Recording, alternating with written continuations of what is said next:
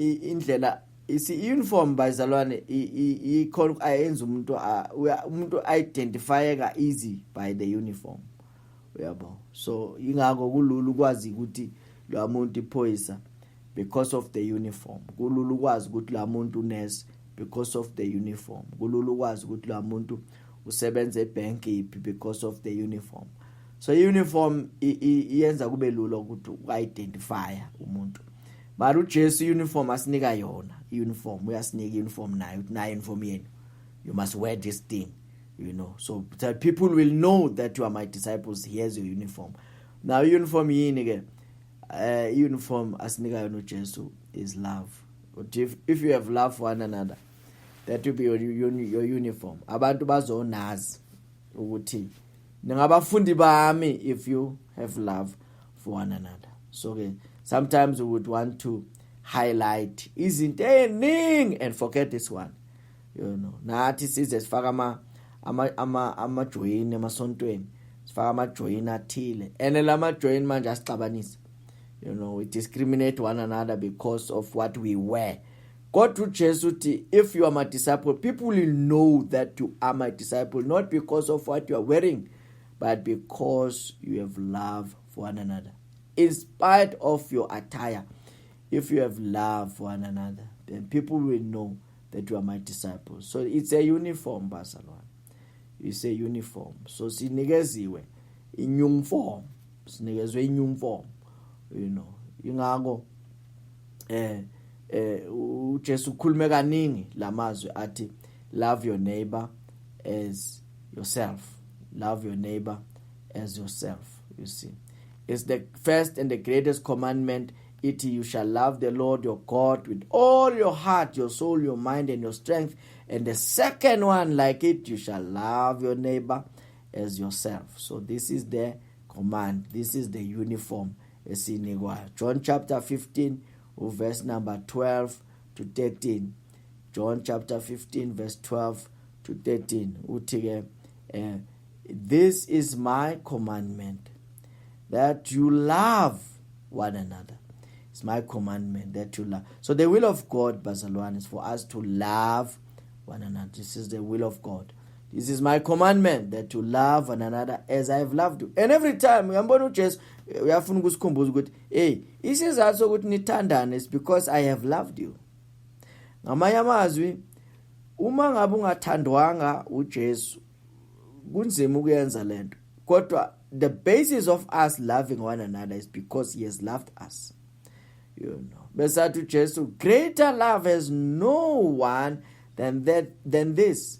Has no one than this than to lay down one's life for his friends. Okay? So uJesu, the greatest love is when someone lays down his life for his friends. Beside, you are my friends. You are my friends. If you do what I have commanded you, you are my friends. Okay? No longer do I call you servants, for servants do not know what their master is doing, but I have called you my friends. You are my friends. For all things that I have heard from my Father, I have made them known to you. So you are my friends, but you must love one another. This is a command. You know, if you lay down your life for your friends, then you have love for one another, then you know me. You are doing the will of God. So intando kaNkulunkulu leyo bazalwane, intando kaNkulunkulu, that we love one another, you know. This is the will of God. So uthi ke Galatians chapter 5 verse number 14, mhlambe ngafunda nakhona from 13. Kuthiwa ke, for you, brethren, have been called to liberty. Okay? Sibizelwe enkululekweni. We have been called to liberty. Yabo. So freedom le asiqala ukuyibona namhlanje. We have been called to liberty. Besathi ke, only do not use your liberty as an opportunity for the flesh. Ungathi ke phela ngoba ukhululekile bese uthatha lenkululeko yakho bese uyenza isizathu sokwenza izinto ezirong in your flesh. Phela si free. We are free. No. Uthi do not use your liberty as an opportunity for the flesh. but through love serve one another. Okay? Through love serve one another. So in liberty that we have, we must use that liberty to serve one another. Yabo. Ngamanye amazwi bazalwane, be helpful. Iba usizo nje. Uyazi nje ukuthi at least one muntu ngelanga, one muntu one day, one muntu per day.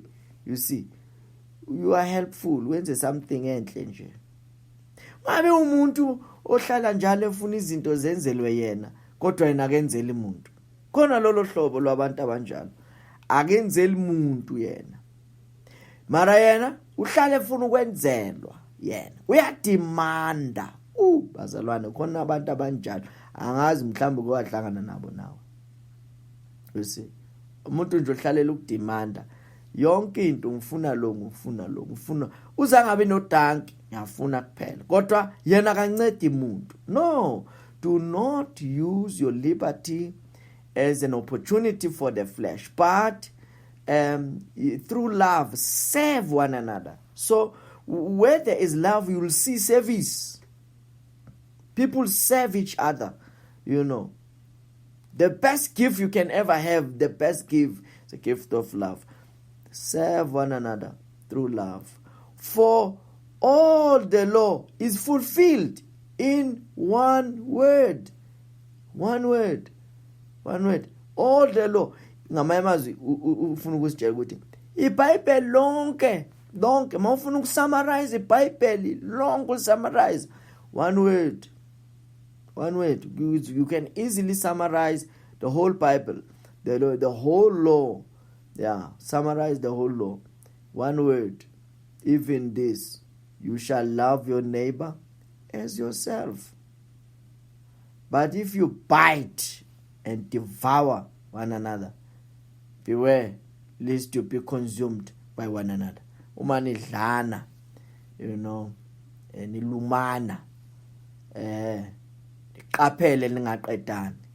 Yabo. So kubiza ukuthi omunye nomunye afake effort ukuthi ungadli umuntu. Yeah, don't bite anyone, don't devour anyone. You see, sometimes uzozithola uphakathi, uzozithola uhlangana nomuntu onalento. Khona abantu aba-rough, khona abantu aba-sharp, amazinyo wabo ayaluma. You know, they can easily bite you, but don't bite back. Don't bite back, you see. Because angisho lo muntu lo jobe elumana kangaka akakayidli lento edlile, akalizwi izwi lenkosi. So rough, uyalumana, but don't bite back. Yingakwathi nezwe kuthiwa an eye for an eye, tooth for a tooth, but I say to you, love your enemies. Love your enemies. Yeah, bless those who curse you, you know. Why? Because we are now we are not called to bite back. We are called to love, you know. We are called to love one another. Yeah. So and bazalwane kuhle ukuthi sikuhighlight ukuthi alithi there's no command that says you be loved. Be loved. There's no command like that. A command is for us to love. Ngamanye amazwi isho ukuthi everyone can love. Everyone. Everybody can love. Whether you were loved before or not, you can love. You can love because Christ has already loved you. Akusizathu ngasibeka sizwakale ukuthi wena why ubhitha. Ya mina ngibhitha ngoba ngalahlwa abazali, ngibhitha ngoba ubaba ama kangikhulisanga. No. You cannot live your whole life with bitterness because you are still angry at your father. No. Christ Jesus has already loved you. Receive the love of Christ and then learn to love others. The best thing you can ever do for your life is not to repeat the mistakes of your parents. You know, forgive them and love them as much as even if they hated you, even if they did not abakhulisanga ngendlela obo expect ukuthi bakhulise ngayo, azange bakunake. it's fine, sekwenzekile, but don't repeat the same mistakes. So love them, release them, forgive them, It's a command. Love one another. Love one another.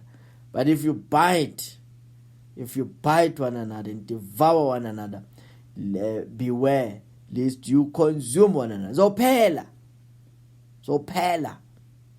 Oh, bazalwane sibonile mana ama-families ephela kabuhlungu, epheliswa inzondo. Bapheliswa inzondo. Bazondana. Kodwa lithi izwi lenkosi, love one another. So this is the will of God, bazalwane. This is the will of God.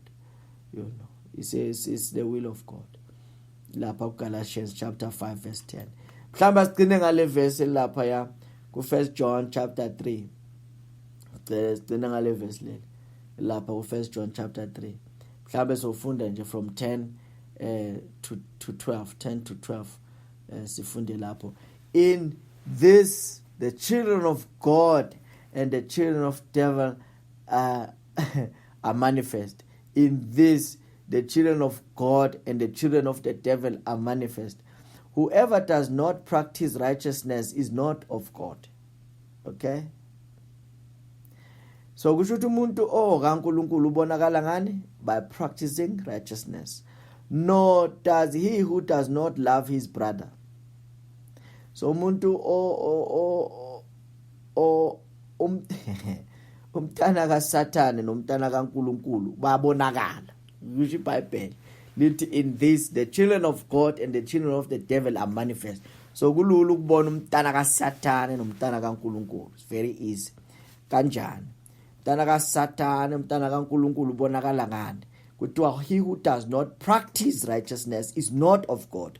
So obviously if it's not of God, it does not mean ukuthi usefensini is in between. No, if it's not of God, it's of the devil, according to this scripture, you see. And then basically no, he who does not love his brother. So righteousness and loving the neighbor, loving the brother, basically for this is the message that you heard from the beginning. That you should love one another, not as Cain. Ningafani no Cain. Ningabuyela ku chapter 4 ka Genesis. Ningafani no Cain, who was of the wicked one. He was not of Adam. He was of the wicked one. Even though wayezalwe uAdam, kodwa azange saba uka-Adam, he was of the wicked one. Why? Because he murdered his brother. He murdered his brother. And why did he murder him? Because his works were evil and his brother's works were righteous. So umbulalela ukuthi umfowabo unezenzo ezinhle because unconywa uNkulunkulu. Yini yena angalungisa izenzo zakhe. Uyazi khona abantu abakuzondela ukuthi uphila kahle. Khona abantu abakuzondela ukuthi uthanda uNkulunkulu. Khona abantu abakuzondela ukuthi awenzi izono. Awenzi izinto ezirong. Bakuzondele lokho. Like why bangashintsha izenzo zabo bona? Angisho wonke umuntu phela une right ukuthi enze whatever. So uma umuntu wena uphila kahle, uthanda uNkulunkulu, wenza izinto ezithokozisa uNkulunkulu, bakuzondele lokho manje bathi uzenza ngcono. No, lo muntu okuzondela ukuthi uphila right is of the devil. Kusho iBhayibheli is of the devil. So kuthiwa ke in this the children of God are manifest and the children of the devil also manifest. Kanjani? He who does not practice righteousness and he who does not love his brother is not of God.